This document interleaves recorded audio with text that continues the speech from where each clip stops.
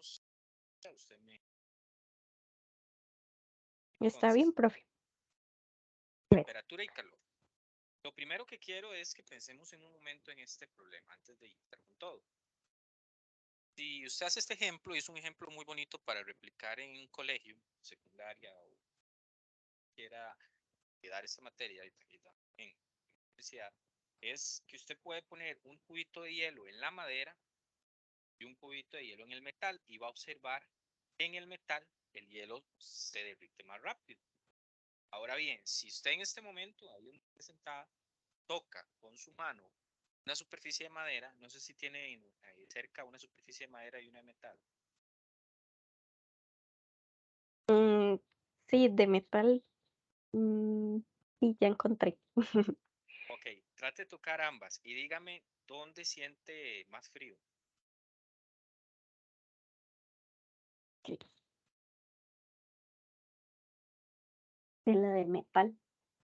Ok, y yo le pregunto, para usted, ¿cuál de las dos tiene menor temperatura o tiene la misma temperatura? ¿Qué piensa usted acerca de eso? Mm, pues menor temperatura sería como frío, lo que uno le llama frío, ¿no? Ujú. Entonces sería como el metal. Ok, y vea qué curioso, porque si yo pongo el hielo en el metal, se va a derretir más rápido en el metal. Sí, Entonces, es, esto que estamos hablando ahorita es porque normalmente, como dice usted, cuando uno habla de más frío, uno de una vez piensa en menor temperatura. Es una creencia que se tiene arraigado, ¿verdad? De que a sensación de frío significa menor temperatura. Sin embargo, no siempre es así. ¿Por qué? Porque en el momento que usted tocó el metal y la madera, ambos están en el ambiente, entonces ambos deberían de tener temperatura ambiente. Ahora, sí. ¿por qué se siente el metal más frío? Esa es como la verdad, la pregunta más importante. ¿Por qué se siente frío en el metal? Es porque, lo vamos a ver al final de la clase de hoy, que en el metal es un material conductor y la madera es un material tipo aislante. Entonces, en el momento que usted toca la superficie de metal, el calor corporal suyo se transmite hacia la superficie con mayor rapidez que cuando toco la madera. Toco el metal y su calor corporal de una vez se transfiere al, al metal. ¿Por qué? Porque usted está a 37, el metal puede estar a unos 18, 17, dependiendo de la zona que esté. Y la madera también, pero como la madera es aislante, usted no pierde ese calor. Entonces, como no hay pérdida de calor, no hay sensación de frío. Entonces, ¿qué es el frío que uno siente? Es una transferencia de calor de mi cuerpo hacia el exterior o hacia otro material. Me avisa si se entiende la idea de esto. Sí, profe. Clarísimo. ¿Ok? Y ves, por eso es que el hielo en el metal se derrite, porque el hielo, ¿qué es lo que pasa? El metal posiblemente esté a temperatura ambiente, el hielo esté a unos 0 grados, el metal como es mejor conductor, le transfiere más rápido eh, el calor al hielo. Por eso en el metal se derrite. Y profe, en este caso, Ah, como en la madera no se transmitiría el calor a la madera, sino sería, bueno, sí, la temperatura de la madera, sino sería más bien al ambiente. al Digamos, el hielo ambiente. se derrite. Sí, Sí, la madera tiene la temperatura ambiente.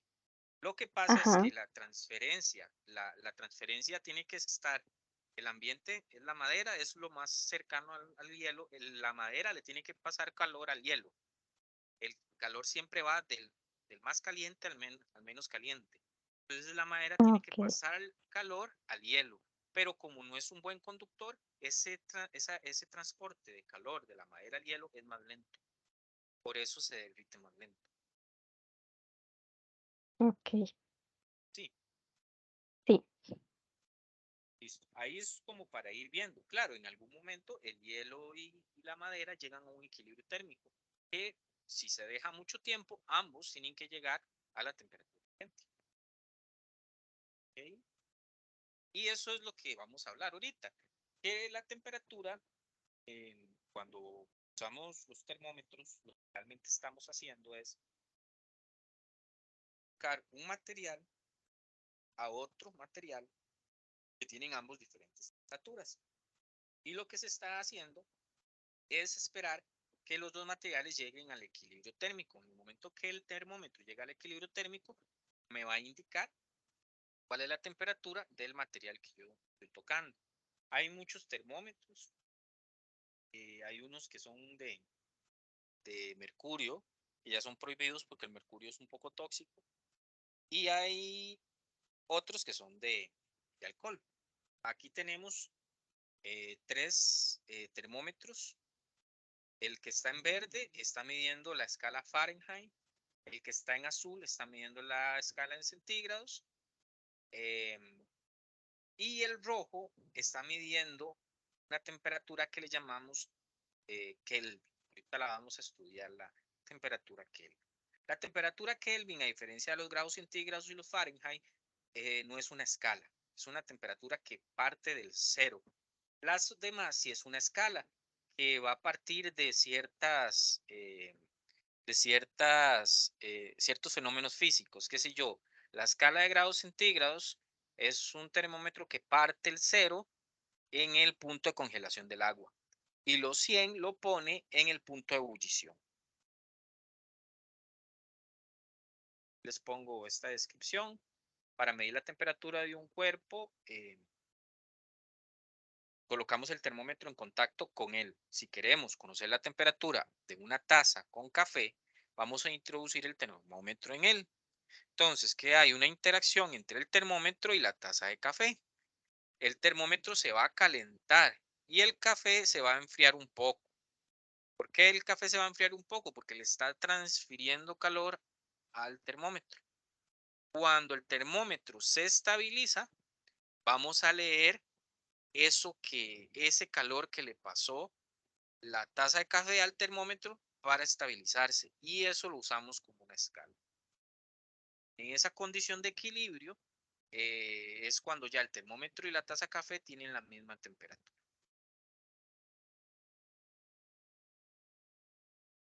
Sabemos un poco la ley cero de la termodinámica. La ley cero de la termodinámica lo que me dice es que si yo tengo un cuerpo, veamos un toque esta imagen de acá, esta de acá. Tengo un cuerpo A y un cuerpo C, vea que los dos cuerpos están eh, tocándose con un conductor. Entonces, si el cuerpo A y el cuerpo C tienen temperaturas distintas, digamos que el B también, como los tres están en contacto con conductores, ¿qué va a pasar a lo largo del tiempo? Los tres tienen que llegar a un equilibrio térmico. Ese equilibrio térmico va a indicar que tanto A como C como B tienen la misma temperatura. Entonces, ¿qué van a ver ahí?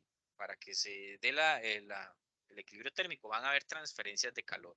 El cuerpo que estaba con mayor temperatura le va a transferir energía calórica al cuerpo con menor temperatura. Y el que tenía menor temperatura va a recibir del que tenía mayor temperatura. Siempre del que tiene mayor temperatura al que tiene menor. Si ya ponemos un aislante, como en la parte B, puedo decir que ese cuerpo C se aísla totalmente. Entonces C puede tener temperatura distinta a A y B, pero A con B tienen que tener la misma temperatura porque están separados por un conducto. Por eso el ejemplo de la parte metálica que tocamos al inicio de la clase y la de madera, aunque yo sintiera más fría el metal, ambos tienen que estar a temperatura ambiente. ¿Por qué? Porque han pasado mucho tiempo y estos dos materiales se encuentran en el ambiente. Eso va a ser importante al resolver problemas, porque si el cuerpo está en el ambiente, está en contacto con el ambiente, vamos a usar la temperatura ambiente para ese cuerpo. Entonces acá vamos a ver algunos termómetros, escalas de temperatura que hay que manejar para efectos de evaluación de la asignatura. La escala Celsius es la de grados centígrados, que normalmente es la que usamos aquí en Costa Rica. Se ayuda, como les dije anteriormente, usando el cero como el punto donde se da la congelación del agua pura. Y colocamos el 100 al nivel de la temperatura de ebullición. El agua está ebulliendo. Lo que hacemos es dividir la distancia entre ambos puntos en intervalos iguales que vamos a llamar grados. Entonces usted sabe que a los 0 grados es el punto de congelación, a los 100 el punto de ebullición. Y todo ese paso intermedio le vamos a poner grados. Se ve acá, en la que dice Celsius. 0, 10, 20, 30, 40, que son los termómetros normalmente que usamos acá.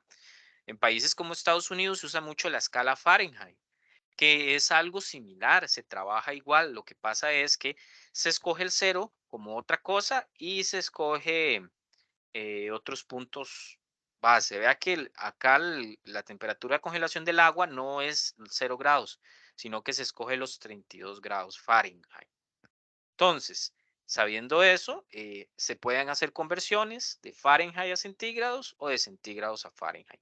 Vea acá en esta ecuación, si yo quiero una temperatura Fahrenheit, ¿qué lo tengo que hacer? Agarro los centígrados, los multiplico por 9 quintos y le sumo 32. Si es al revés y me lo dan en Fahrenheit y necesito en centígrados, entonces yo multiplico 5 novenos a la resta de temperatura en Fahrenheit menos 32. Ojo acá, las iniciales. TF no es temperatura final en este caso, es temperatura en Fahrenheit. Y TC es temperatura en grados centígrados. Hasta el momento, ¿cómo vamos? Bien, profe, todo claro. Ok, genial. Eso es lo importante. Ahora sí, ¿por qué vamos a hablar de Kelvin como una escala, pero no en grados? No hablamos de grados Kelvin, sino una escala absoluta de 0 para arriba. Porque si usted agarra, vea qué curioso acá, la temperatura normalmente, realmente, sea cualquier ciencia, química, física o biología, la temperatura lo que hace es medir, es como análogo a decir la cantidad de energía cinética que hay en las partículas de una sustancia. Si yo digo que un vaso a 100 grados centígrados y un vaso a 40 grados centígrados, lo que estoy diciendo es que el vaso de 100 grados centígrados tiene mayor energía cinética las moléculas de agua. Están vibrando, se están moviendo y, y están haciendo choques entre ellas con las paredes del recipiente. Hay mayor energía cinética. Eso lo vamos a profundizar en el otro capítulo. En el de 40 grados centígrados, lo que se está diciendo es que tiene menos energía cinética. Entonces, ¿qué es la temperatura? Una medición de la energía cinética de las moléculas que componen la materia. Entonces, si yo agarro un gas, y de hecho es esta gráfica, estas tres líneas, ahí fucsia, no sé bien ese color, creo que es fucsia, em, son tres gases distintos. A esos gases lo que se les hace en el experimento es disminuir su energía cinética, ya sea de vibración, de rotación y de traslación, que son las tres energías cinéticas que se vieron en las físicas anteriores.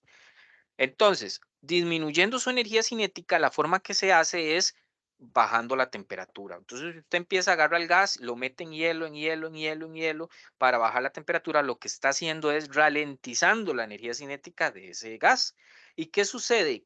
Que se nota que hay un cierto punto que se interpola y va a dar acá, llegando a una línea del cero. Vea que esto es presión, lo que hay en el eje Y es presión. Entonces, cuando yo voy disminuyendo em, esa energía, va disminuyendo la presión hasta llegar a un punto cero. Ese punto cero de presión, donde podemos decir que prácticamente las moléculas están totalmente quietas, ralentizadas, a eso le vamos a poner el cero.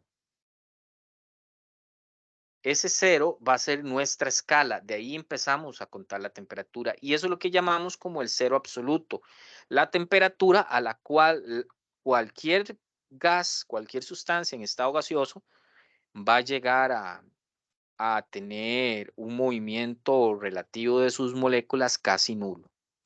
Y eso coincide con la temperatura en grados centígrados de menos 273,15, que de hecho se cree que por ahí anda la temperatura del espacio cercano. Entonces, cuando hablamos de la escala Kelvin, es una escala que inicia en cero. Significa que no puede haber algo más frío que el cero porque hasta ahí podemos disminuir la temperatura, porque ya más no se puede disminuir porque no vamos a, sí, es vibración, energía cinética de las partículas de la materia, entonces hasta ahí llegaría. Hay una formulita, que es esta de acá, que nos permite conocer eh, a qué temperatura va a estar un gas a cierta presión, que se saca de esta gráfica, ¿verdad? Conociendo la pendiente de la gráfica, sabiendo que las ecuaciones de una recta son y igual a mx más b, podemos llegar a obtener esta ecuación. Y vea qué sencilla de utilizar. Si yo le digo a usted, un gas a una presión de 2 atm tiene una temperatura de tanto, em, ¿cuál va a ser su temperatura 2 a una presión de tanto? Y aquí lo podemos resolver. Algo importante también que se saca de esta gráfica es cómo convertir cualquier temperatura de grados centígrados a kelvins. Como vemos que el cero absoluto son menos de 273,15, entonces a los centígrados solamente le sumamos 273,15. ¿Alguna pregunta sobre la escala Kelvin? No, profe, muy interesante. No sabía por qué, bueno, qué relación tenía el Kelvin y que no era correcto decir grados Kelvin. Yo siempre decía grados Ok, Kelvin. ok, Sí, muy genial. interesante. Sí, y vea qué vacilón que esto, a diferencia de las otras escalas, ella parte del movimiento de la energía cinética de las partículas y de la presión que hay. Entonces, podemos decir que esta es la que más vamos a utilizar cuando veamos las leyes de la termodinámica y toda esta cuestión, porque es como la escala que nos permite trabajar mejor en las ecuaciones matemáticas. Ok. Sabiendo esto, vamos a llegar a lo que se trabajó en laboratorio, que son los materiales. Los materiales, cuando hay un cambio de temperatura, van a tender a o expandirse o a comprimirse. De hecho, esto pasa mucho en las casas viejas. Normalmente es madera con clavos o se usa mucho materiales metálicos, también en las de ahora, que son materiales soldados, pero más que todo cuando son clavadas con clavos. Pasa que cuando hay mucha calor, la temperatura es muy alta en el día y luego en la noche es frío, los clavos se expanden durante el día y luego cuando llega la noche se comprimen un poco.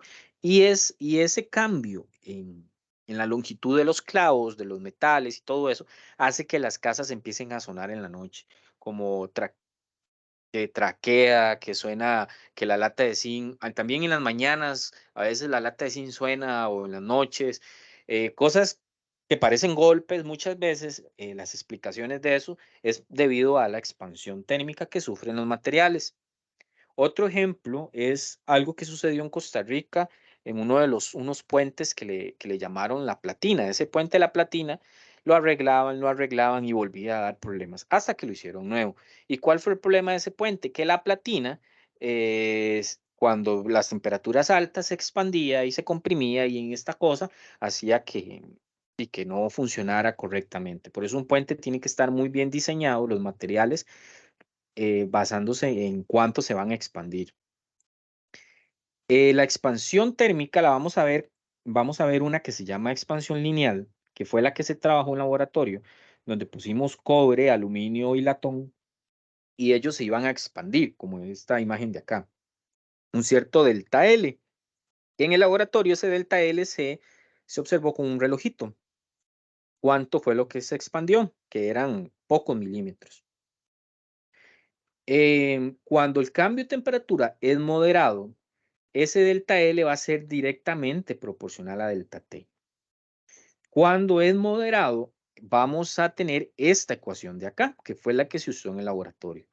Entonces, ¿qué es delta L? Delta L es la cantidad que se expande el material o la cantidad que se comprime.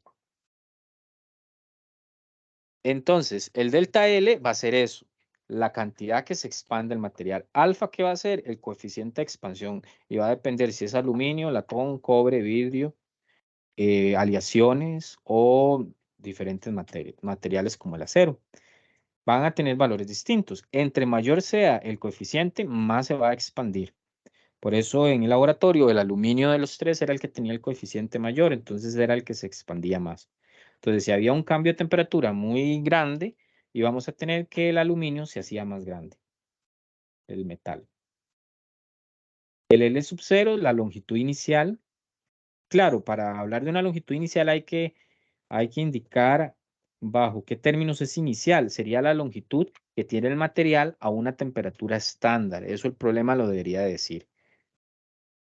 Y delta T sería la temperatura final y la menos la inicial. Además de la lineal, que es esta ecuación de acá, que tiene que ver con materiales, vamos a tener una de volumen. ¿Qué significa una expansión de volumen? Sería como que ustedes tengan en un vaso un poco de agua.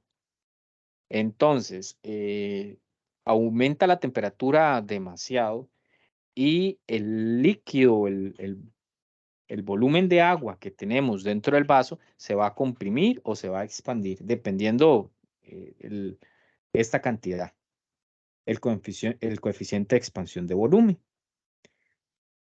Delta V va a ser el volumen que se va a expandir o que se va a comprimir el líquido en el cambio de temperatura. Y el delta T, las temperaturas a las que va a estar expuesto, final menos inicial. Hay una forma porque a veces hablamos de un líquido o de algo, de un material, donde puede ser alguno de estos que esté en la tabla con el valor de alfa. Entonces, la forma de encontrar su coeficiente de expansión de volumen es multiplicándolo por 3. Y listo, ese sería el beta. Luego hay otra cantidad que no vamos a profundizar mucho en este capítulo, más que todo nos vamos a basar en la expansión de volumen y la expansión lineal, que es el esfuerzo térmico. El esfuerzo térmico lo utilizan mucho los ingenieros, porque el esfuerzo térmico es lo que me indica que si tal vez una varilla va a soportar la fuerza de dos paredes. Entonces, ¿qué es lo que se hace? Se trabaja diferentes cambios de temperatura para ver si la fuerza que aplica esa varilla en una unidad de área va a ser la suficiente para soportar ese cambio de temperatura. Entonces, claros, dos tipos de expansión, perdón, la lineal y la expansión de volumen. Luego existe algo que se llama esfuerzo térmico, que es cuánto va a soportar una fuerza en un área determinado, dependiendo un módulo de Joule, se llama esta I, de un material, y sus cambios de temperatura. Ok, listo. Esto fue lo que trabajamos en el laboratorio anterior y ahorita hacemos un problema de eso. Igual voy a ponerles problemas resueltos de este tema para que estén, para que estén atentos. Cantidad de calor. Entonces, con base a lo que hablamos anteriormente, podemos decir que el calor es algo que va a fluir espontáneamente de un objeto a temperatura más alta hacia otro con temperatura más baja. La termodinámica no permite que esto se dé al revés. Lo vamos a ver con la ley de la termodinámica. O sea, el calor no puede fluir naturalmente de un cuerpo frío a un cuerpo caliente. Si ustedes sienten frío en una montaña es porque ustedes están perdiendo calor, porque lo están liberando hacia una zona con menor temperatura. Vamos a utilizar una cantidad llamada caloría para definir el calor. Entonces, cuando hablamos de calorías, son unidades de energía, porque el calor no es temperatura, el calor es una energía que se transfiere de un cuerpo a otro. Y ya sabemos que el calor se transfiere de un cuerpo de mayor temperatura a uno de menor temperatura. Y también sabemos que mayor temperatura significa mayor energía cinética de las moléculas de la sustancia que tiene mayor temperatura.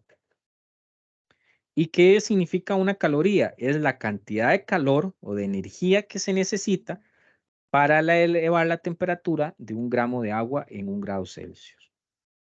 Eso es una caloría. Por eso, no sé si han visto los paquetes que uno se come y la comida, habla de calorías. Esas calorías que usted está comiendo es energía que usted está consumiendo, que luego el cuerpo la va a utilizar para hacer todo el metabolismo.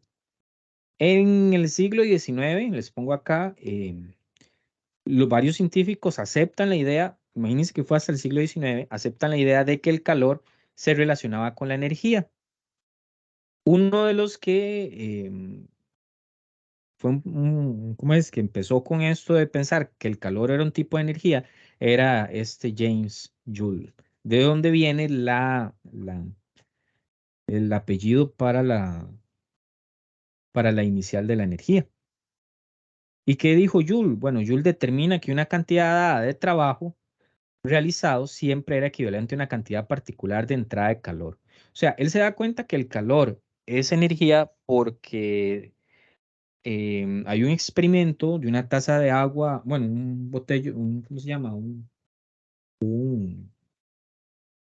Como, bueno, un contenedor de agua en el cual dentro del contenedor de agua empieza a dar vuelta a una paleta, dar vuelta, vuelta, vuelta, vuelta, haciendo trabajo.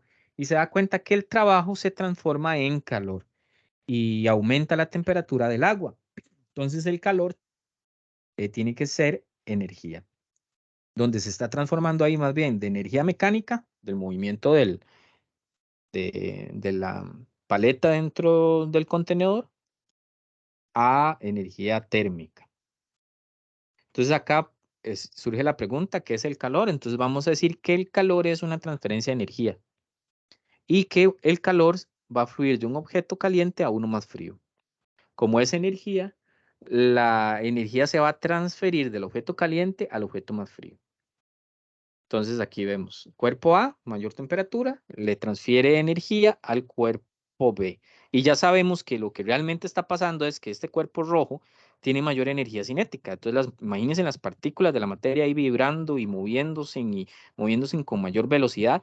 Y al entrar en contacto con otro cuerpo donde las partículas están más lentas, ¿qué va a pasar? Entonces las partículas empiezan a moverse también más rápido hasta que el equilibrio entre los dos cuerpos es similar y llega al equilibrio térmico. Acá les pongo esto, una caloría, el equivalente en joules, una kilocaloría, el equivalente en joules, y esto nos va a servir para poder resolver problemas, porque muchas veces las cantidades van a estar en calorías y necesitamos pasarlas a joules. Hasta el momento, ¿hay alguna pregunta? ¿Se va entendiendo? Sí, se va entendiendo, profe. Todo clarísimo. Ok. Vean que todos estos conceptos son conceptos que se trabajan mucho en química. Entonces, a veces es como refrescar un poco lo de fundamentos de química o la primer química que llevan. Hay dos cantidades que también vamos a trabajar en este capítulo, que es el calor específico y la capacidad calorífica molar. El que más interesa es el calor específico. ¿Y qué es el calor específico? Es el calor que se necesita, la cantidad de calor, o sea, ya sabemos que el calor es energía, la cantidad de energía térmica o la cantidad de calor necesaria para elevar la temperatura de una masa de cierto material. Entonces, ponemos el ejemplo del agua. En la teoría, cuando uno lee en los cursos de biología que el agua es muy especial porque tiene un calor específico alto, lo que quiere decir un calor específico alto es que se necesita de bastante calor para poder elevar su temperatura. ¿Y por qué eso la hace especial? Porque entonces puede ser que esté haciendo mucho calor a una temperatura muy alta, porque estemos en verano, y luego en la noche hace una temperatura fría, pero el agua no cambia mucho su temperatura y eso la hace un poquito estable para los animales que viven en el agua. Si el agua tuviera un calor específico bajo, cualquier cambio en la temperatura estaría alterando la temperatura del agua. Esta es la ecuación del calor específico. Vean que el calor específico tiene que ver con cambios de temperatura. Y esto es importante cuando hagamos los problemas de calorimetría. Entonces, calor específico, bueno, este Q es el calor. Calor específico sería esta C minúscula. El calor específico C minúscula aparece cuando hay cambios de temperatura.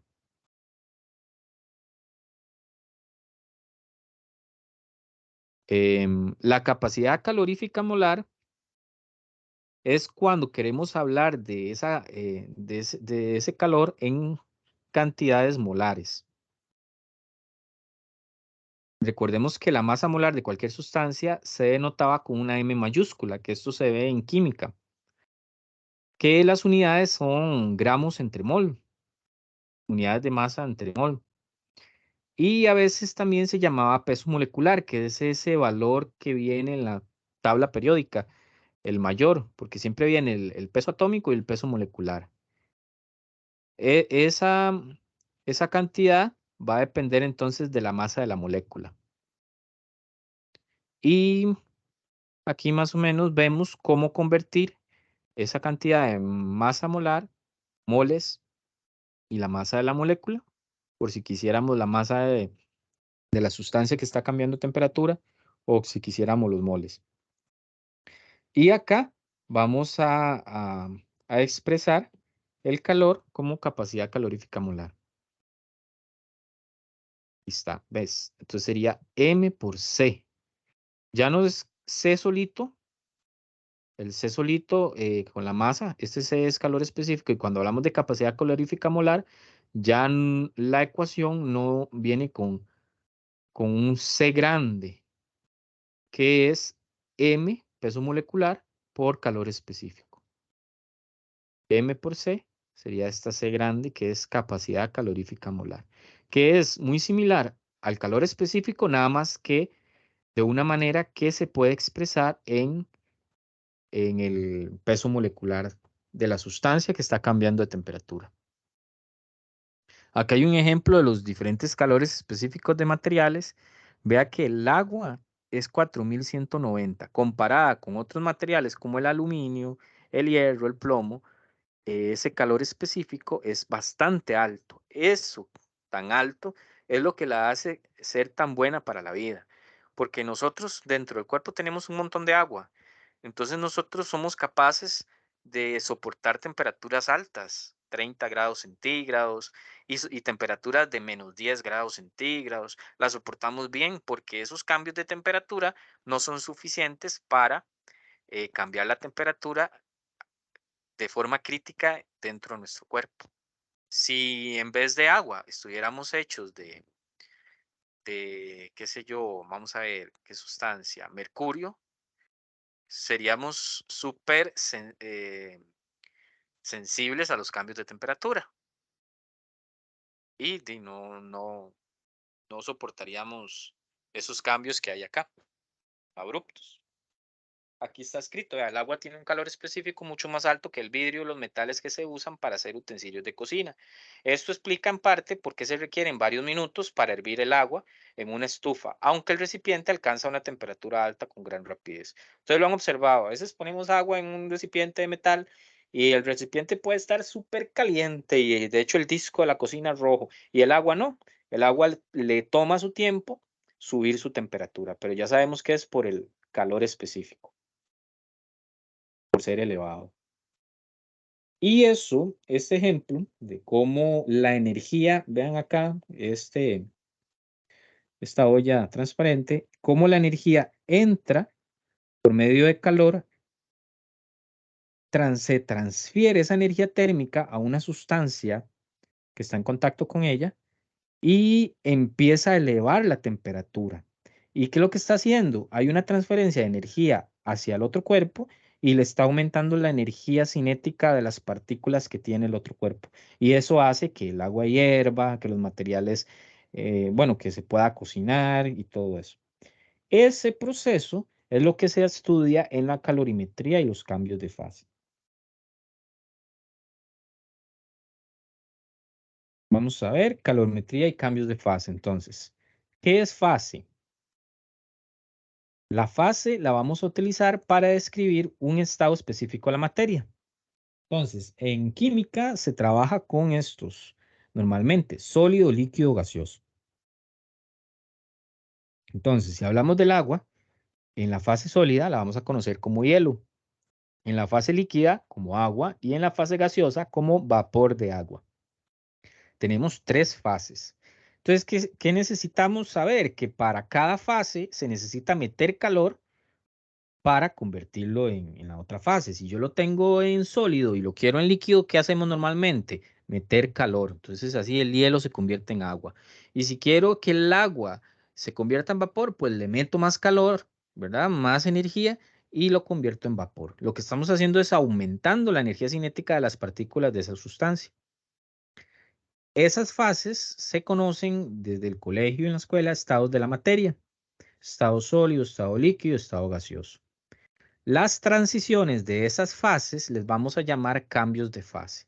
Entonces, cuando está en el punto que está cambiando de sólido a líquido, es un cambio de fase. Y algo importante ahí que hay que entender es que el calor, el calor que entra en la materia cuando hay un cambio de fase, le vamos a llamar calor latente. Entonces aquí vamos a ver los tipos de calor. Ya vimos el calor específico, que es el calor que aparece cuando hay un aumento de temperatura, y el calor latente sería el calor que se está agregando en el momento que hay un cambio de fase. Veamos acá esta gráfica. Imaginémonos un pedazo de hielo a menos 25 grados, acá donde pongo el puntero. El hielo está a menos 25. Si usted le mete calor, o sea, lo pone en una estufa o algo así, ¿qué va a hacer el hielo? Normalmente, aumentar la temperatura, porque está a menos 25. Va a llegar y va a tener menos 24, menos 23, menos 22 hasta llegar a cero. Cuando llega a cero, como cero es el punto de fusión, el punto donde el, el hielo, después de esa temperatura, se convierte en líquido, ahí es donde se da el cambio de fase. En el momento que ya el hielo tiene 0 grados, el calor que se sigue agregando ya no se utiliza para aumentar la temperatura. Vamos a ver si lo puedo explicar para entender un poco qué está pasando. Imaginémonos que este es el hielo. Cuando yo agrego calor y está a menos 25 grados centígrados, el calor que yo agrego lo que hace es aumentar la energía cinética de las moléculas del hielo, o sea, de las vibraciones de las moléculas, la energía cinética de traslación y la energía de rotación, todo eso. Todo eso empieza a aumentar. Aumenta, voy a poner aquí, aumenta energía cinética. Entonces, aumenta energía cinética. Cuando agrego calor. ¿Qué tipo de calor es el que se está agregando acá? El específico. Como se agrega el calor específico en ese proceso, hay un delta T, o sea, un cambio de temperatura. Cuando ya la energía ya, ya no puede aumentar la energía cinética, porque si no se rompe la estructura, hay un cambio de la estructura, de la geometría del hielo, ya empieza a haber un cambio de fase. Significa que después de ese proceso, el calor que se agrega, o sea, que se va agregando ese calor, ya no aumenta la temperatura. ¿Qué es lo que hace? Cambiar la geometría, podemos decir así. Eso es lo que realmente pasa. La geometría de la materia, la cambia. ¿Y qué es cambiar la geometría de la materia? Cambiarla de estado sólido a estado líquido. De hecho, ustedes saben que el hielo tiene una conformación cuando está sólida y en el momento que pasa el agua cambia esa estructura. Esa estructura cambia porque el calor que se está agregando en ese momento ya no aumenta la temperatura, sino que lo que hace es cambiar de fase. Ese calor que se da, por eso vea que aquí es una línea horizontal, porque no hay cambio de temperatura, se le conoce como calor latente. Cuando cambia todo lo sólido a líquido, ya no es hielo, sino que es agua. Agua a 0 grados centígrados. Entonces, ¿qué pasa ahora con esa agua? El calor que se sigue agregando, ¿qué va a hacer? No sé si, dicas, para ver si se está entendiendo. ¿Qué va a hacer ese calor ya cuando es agua? ¿Aumentar la temperatura o va a cambiar, va a seguir cambiando la fase?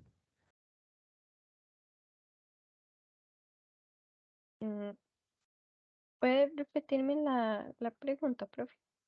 Ok, cuando Es que ya no el hielo entendí, se... como que se me Ok, enredó. ok. Cuando está a -25, el calor que yo agrego, lo que está haciendo es cambiando la temperatura del hielo, ¿verdad? Hasta llegar a los cero. Ajá. Cuando llego a los cero, el calor ya que se agrega ya no puede aumentar más la temperatura, sino que empieza ese calor a cambiar la estructura del hielo y convertirlo en agua.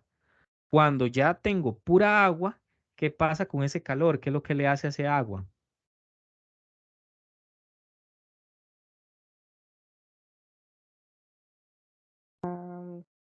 Ya si sigue aumentando la temperatura, dice. Correcto, exacto. Ya es como es agua, Ajá, ya no es hielo, ya me cambió toda la configuración geométrica que tenía el hielo y me lo pasó a agua. Ahora, el calor que se agrega ajá. es calor específico porque lo que hace es aumentar la temperatura. Y eso lo va a Sí. hacer hasta llegar a los 100 grados. A los 100 grados centígrados, Mm. ahora el calor que se agrega, ¿qué me va a hacer? Va a empezar a ebullir y entonces se va a hacer en vapor. Correcto. Entonces lo que hace ya ese calor ya no es aumentar la temperatura, sino es cambiar la geometría para pasarlo de líquido a gaseoso. Mm, exacto, sí. Perfecto. Entonces eso es lo que hay que entender acá en cambios de fase, que cuando usted le agrega calor a algo, ese calor me va a aumentar la temperatura hasta llegar a su límite. Ya no puede seguir aumentando la temperatura, entonces ¿qué me hace ese calor? Me cambia de fase. Cuando cambio de fase totalmente, otra vez empieza a aumentar la temperatura hasta llegar a su límite. Cuando llega otra vez a su límite, ahora me cambia otra vez la forma del material y así sucesivamente. Entonces, lo que tenemos que nosotros entender para los problemas es que cuando hay aumentos de temperatura, ese calor que se agrega para aumentar la temperatura es calor específico y cuando hay cambios de fase, ese calor es el latente. Y aquí está la ecuación del calor latente. Esta es L, el calor latente. Y este es el calor que tiene que ver con el calor latente. Vea que la ecuación no tiene ningún delta T. Ok, vamos a ver. Este es el calor latente. Veámoslo acá en esta imagen. ¿Dónde estaría el calor latente? Estaría en las zonas, perdón, aquí se me fue la página. En las zonas donde se ve horizontal, no hay cambios de temperatura. La energía en ese punto se está usando para cambiar la estructura molecular y pasar de un estado a otro. En las que sí hay cambios de temperatura están los específicos. En el específico lo que hace es aumentar de temperatura. Ujú. Y esta sería la ecuación para el calor que aparece cuando hay transferencias para cambiar de fase. L es el calor latente, va a estar el calor latente de fusión, el calor latente de vaporización, que el de fusión va a estar en este proceso cuando se está cambiando de sólido a líquido y el de vaporización en el proceso que se está cambiando de líquido a gas. ¿Qué significa el más menos de la ecuación? Más cuando se está agregando calor y menos cuando se está perdiendo calor. Entonces, si estamos pasando de sólido a gas, usamos más porque hay una ganancia de calor. Y si estamos al revés, de gas a sólido, pues sería menos. Y hay unos ejemplos. Esta sería una tabla donde hay calores de fusión y calores de vaporización. Las unidades, vea que acá en esta tabla hay que fijarse muy bien porque aquí está en kilojulios.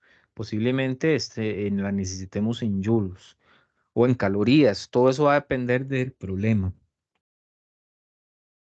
Y listo. Ahora, lo último del capítulo son las formas en las que se transfiere el calor. Entonces, los mecanismos de transferencia de calor. Entonces, ya para seguir con esta última parte, no sé si hay alguna pregunta de lo anterior, alguna duda. No, profe, no hay ninguna duda. Ok. Entonces, los mecanismos, que esto va a entrar de una forma tal vez más teórica, vamos a conocerlos como conducción, que es cuando hay un contacto directo con el material. Entonces, era el ejemplo que hacíamos al inicio de tocar de tocar el metal o tocar la madera. Entonces, como yo estoy tocando el material, la transferencia de energía térmica está pasando de mi cuerpo hacia la otra materia por medio del contacto directo. La convección, que eso se da mucho en el océano. En el océano hay ciertas corrientes que son más calientes y hay zonas del océano que son más frías. Entonces, las zonas calientes dentro del océano viajan hacia las zonas frías para transferir esa energía térmica. Y eso crea un ciclo dentro del océano, las corrientes marinas. No sé si las películas, tal vez como Nemo, la película de Nemo, donde ellos aprovechan esas corrientes marinas para navegar por ahí como si fueran carreteras. Las tortugas también lo hacen. Son corrientes dentro del océano que van de zonas calientes a zonas frías. Y eso hace que todo el océano mantenga una temperatura estable para los animales. La radiación, que es la energía que se transmite por ondas electromagnéticas, un ejemplo de eso es la energía del sol. Entonces el sol emite energía solar y esa energía viaja por onda electromagnética hacia la Tierra. Entonces no ocupa de un medio físico, pero sí está transportándose. Que eso se va a profundizar en el otro curso, ¿verdad? Para cuando entendamos qué es una onda electromagnética, de qué está hecha y cómo viaja en el espacio. Entonces esos son los que vamos a ver: conducción, convección y radiación. La conducción, entonces, como es un material tocándose con otro material, realmente lo que está pasando internamente en los dos materiales y por el cual se transfiere energía de un material a otro es por colisiones moleculares.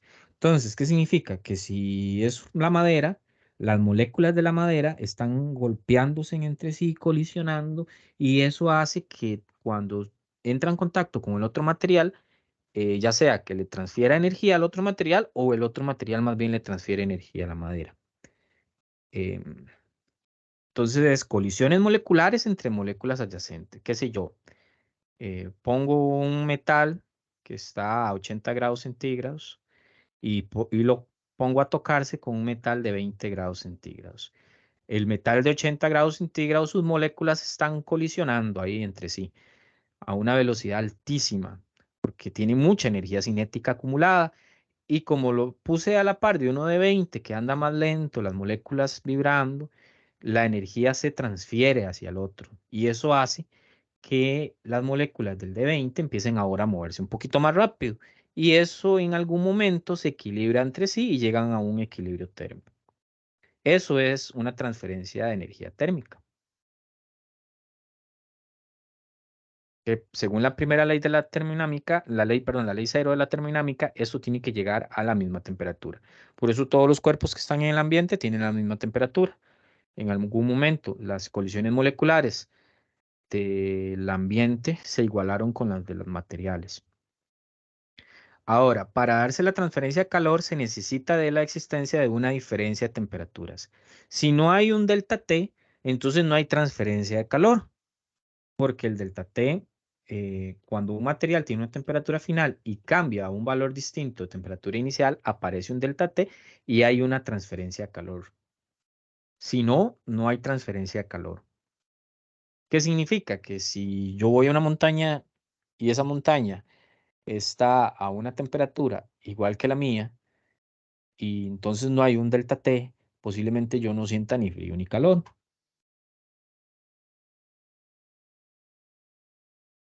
¿Mm? Entonces no hay transferencia de calor. En cambio, si vamos a una montaña que está a un delta T muy distinto, o sea que tal vez yo tenga una temperatura y en el exterior esté muy baja, como a menos 10 grados centígrados, ese cambio de temperatura va a hacer que yo pierda energía térmica muy rápido y yo sienta frío. ¿Cómo pasó cuando se tocó el metal? Otra cosa, la tasa de flujo de calor. Tasa de flujo de calor lo que quiere decir es ¿cuánto calor pierdo yo en un tiempo determinado? O sea, como tasa de flujo de calor positiva significa que yo estoy perdiendo calor a través del tiempo. Una tasa de flujo positiva significa que estoy ganando calor a través del tiempo. Va a depender del tamaño y la forma del objeto, del área. Los materiales conducen mejor calor, los que conducen mejor el calor, entre mayor sea su constante conductividad. Entonces, ¿qué parece? Hay algo que se llama constante conductividad. Eso le vamos a llamar, vamos a ver, acá le llamamos K, constante conductividad. Vamos acá. Si el material, y esta H es la conductividad.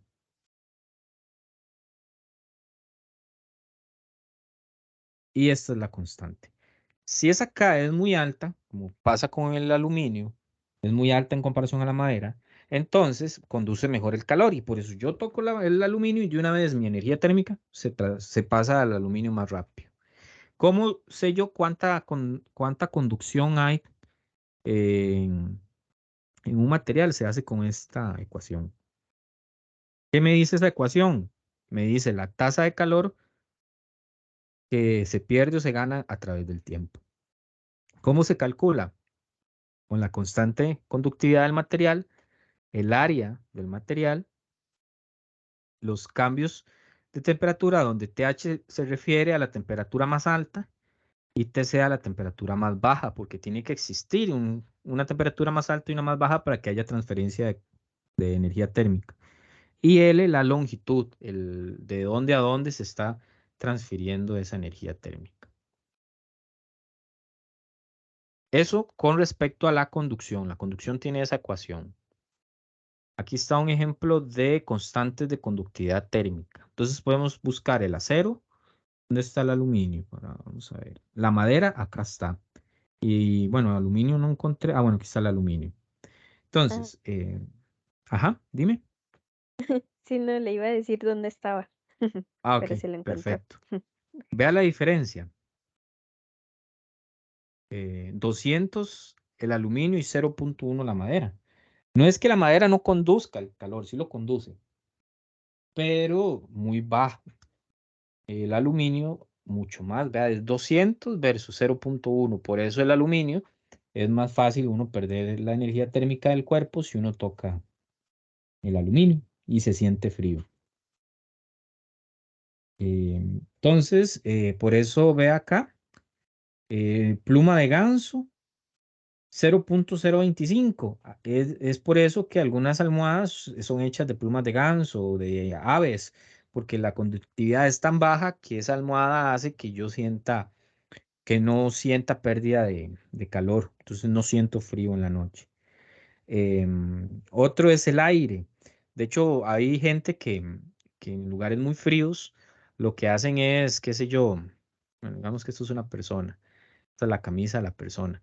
Lo que hacen, porque no tienen muchas cobijas o tal vez es un lugar muy frío, se ponen papel en medio de la camisa para generar un espacio de aire entre la tela y la piel. Ese espacio de aire me ofrece a mí un espacio donde no hay conductividad casi 0.023 y eso hace que yo no sienta frío. Entonces, si uno está en un lugar muy frío y no tiene sueta, se puede poner unos trozos de papel adentro de la camisa y hacer ese espacio de aire. La lana es un material, vean, que es menos conductor que, que otros. Entonces, si yo uso lana, posiblemente sienta poco frío. Pero no es que la temperatura de uno baje, sino que lo que está pasando es que usted no pierde pierde menos su energía térmica. Entonces mantiene su calor corporal más fácil. No sé si me explico. Sí, profe, Ok, está claro. perfecto. Convección. Entonces aquí tenemos la convección. Ve acá lo que yo decía. Hay partes del agua donde son más cálidas y partes del agua donde son muy frías. Entonces eso permite que haya un movimiento del agua. Entonces, si usted ve un lago y usted cree que está totalmente estancado, realmente no está estancado. Dentro del lago van a haber corrientes que hacen que el agua esté fluyendo de zonas más calientes a zonas más frías. Claro, el agua tiene una cosa muy vacilona. Cuando el agua se va enfriando, se vuelve densa. Entonces, al volverse densa, se va hacia lo profundo. Claro, cuando está a lo profundo y el agua cálida está arriba, es poco densa, está en la parte superior. Pero ¿por qué entonces baja? Por esa transferencia de calor. Está transfiriendo de la parte caliente, se va hacia la parte fría. También el agua, cuando llega a un punto tan frío que se congela, ella tiene una estructura molecular tan perfecta que se vuelve menos densa y lo que hace es subir.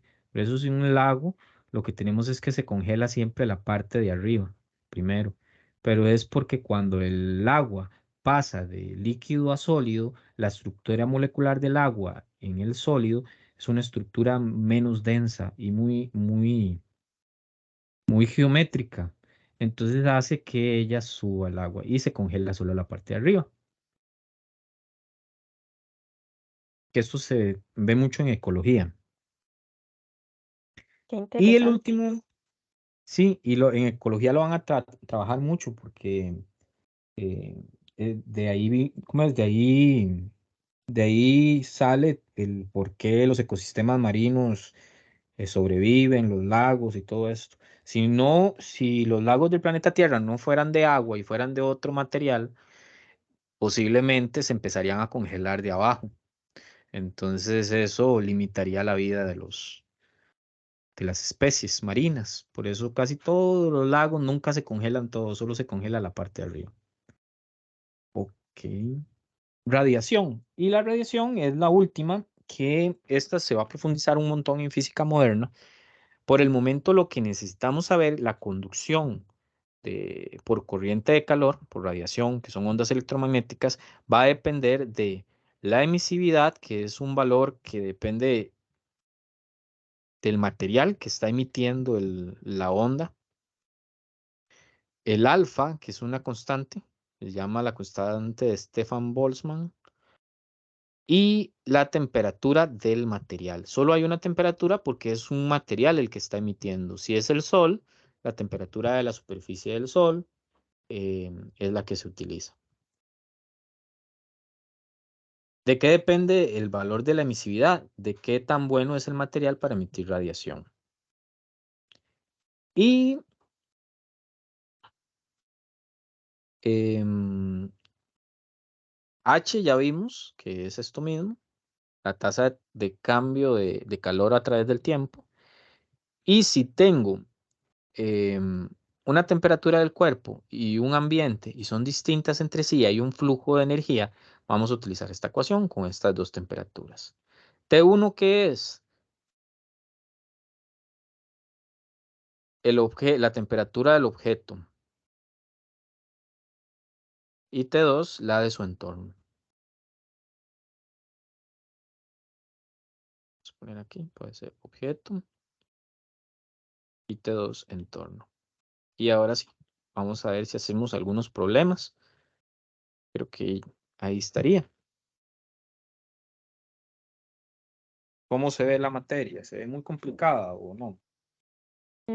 No, se ve muy bonita, muy interesante. Sí, las ecuaciones es como mucho de estudiarlas, porque, porque sí me puedo llegar a confundir un poquillo con, con con las variables, pero en sí todo el tema está muy interesante, muy bonito. No se ve muy complicado.